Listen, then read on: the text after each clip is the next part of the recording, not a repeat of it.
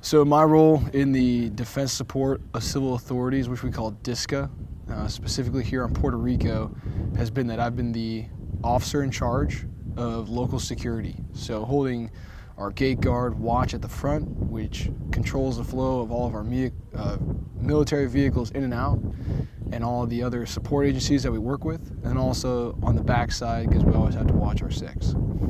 Additionally, I've gone out to points of distribution, which we call pods, and I've worked with the local State Guard of Puerto Rico, specifically Lieutenant Lopez and Lieutenant Colonel Morales at the 500th Engineering Battalion that they have out here, working with them to ensure that the flow from FEMA at the Port of San Juan coming into the pod and then out to the municipalities and the mayors has been pretty seamless.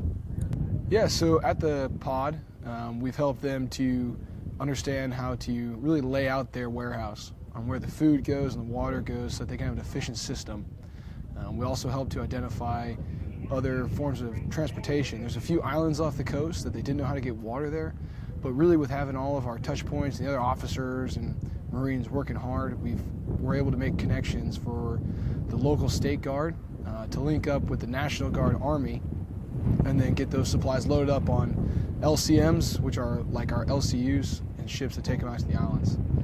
So not only helping locally on the island with the pods, but also helping to get those supplies off the island to other small ones. I'm originally from Iowa, right, and I've seen the devastation of a tornado to a town and things like that. And this is the first time I've gotten off the ship to come help ashore. And the surrounding area is a lot like what a tornado looks like to a town. It was surprising, you know, all the photos that you see and pictures when you think and close your eyes of Puerto Rico is a beautiful landscape where you'd come on a honeymoon or a trip with your family. And once we arrived here, that's not the place it is right now. I know we'll get back there. And, you know, downtown is similar. You know, the town's not destroyed, but it's definitely damaged. The wind has knocked a lot of trees down, but for the most part, the houses aren't destroyed. It's just things are blown around and everything needs to get cleaned up. I'm an infantry officer, right? When I joined the Marine Corps, I thought that a way to help people is to get rid of the bad guys. And this is a way to help people without the messy part of what the Marine Corps is normally involved with.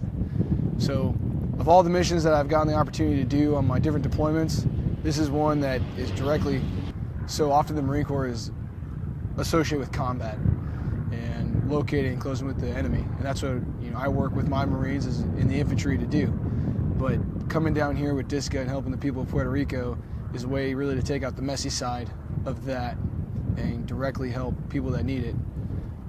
It's not specifically in our skill set to know how to help people by handing out food and water, but once the Marines know the why behind the mission and what we're doing, there's nothing that we can't do, and there's no hardship that we can't endure to help out and really give what we need and what we can to our fellow Americans.